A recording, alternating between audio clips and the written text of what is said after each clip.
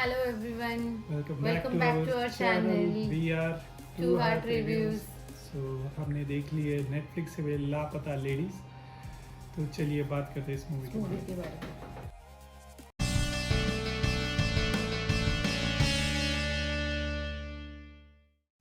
तो story basically ये है कि लड़के की शादी हो जाती है। शादी के बाद वो अपनी वाइफ को लेके ट्रेन से आता है, घर पे आने जाता है और आते आते ट्रेन में वाइफ एक्सचेंज हो जाती है। तो ये बेसिकली स्टोरी है और उस एक्सचेंज की वजह से जो भी इवेंट्स होते हैं, जो भी वाइफ जो घर पे आई है और जो वाइफ जो दूसरे स्टेशन पे रह गई खो गई है, उन दोनों की लाइफ का कैसे एक्सटेंड होता है, क्या चेंजेस होते हैं, क्या वो चीज़ें वो नहीं सीखती है, उसके बारे में ये सारी मूवी है।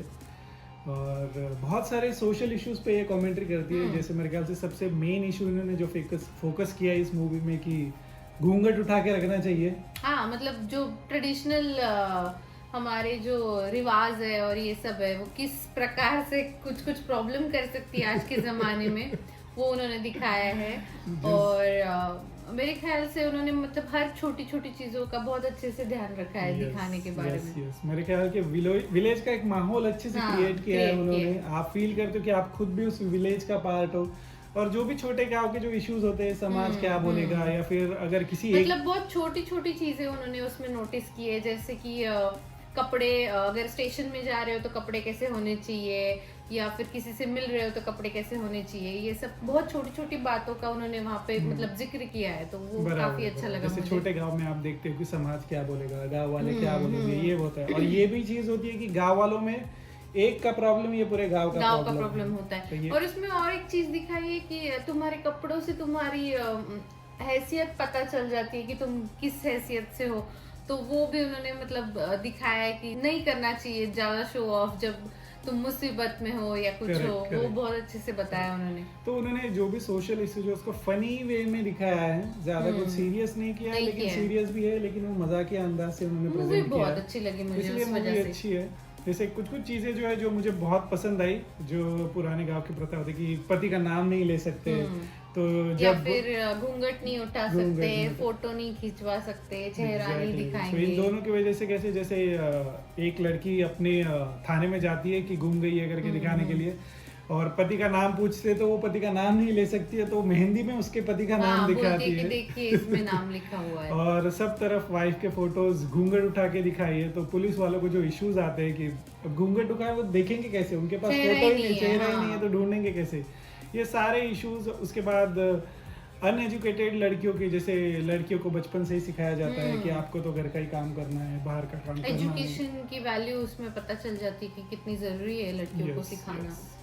तो जैसे बहुत सारी लड़कियों को पता ही नहीं होता है उनका गांव कौन सा है, उनको किस गांव जाना है, नाम क्या है, परिवार का नाम क्या है। उनको बस सिखाया जाता है कि आपको खाना पकाना आना चाहिए, ये सारी चीजें आनी चाहिए, स्कूल वगैरह नहीं जाना चाहिए। और दूसरी तरफ दिखाया कि एजुकेटेड लड़की एक अनएजुकेटेड घर पे जब जाती है तब क्या इश्यूज होते हैं, वो भी दिखाया। तो बहुत सारे सोशल इश्यूज को मेरे ख्याल से बहुत अच्छी तरीके से मतलब बहुत मतलब कहीं पे भी सेंटिमेंट्स किसी के हर्ट नहीं होने दिए और बहुत अच्छे से दिखाया उन लोगों ने। यस। तो मूवी की डायरेक्टर है किरण राव। इन्होंने 10 साल पहले एक मूवी डायरेक्ट की थी, धोबी घाट, जो एक बहुत एक आर्टसी मूवी जानी जाती है, जो बहुत लोगों को समझ भी नहीं आती थी और फ्लॉप हो गई थी।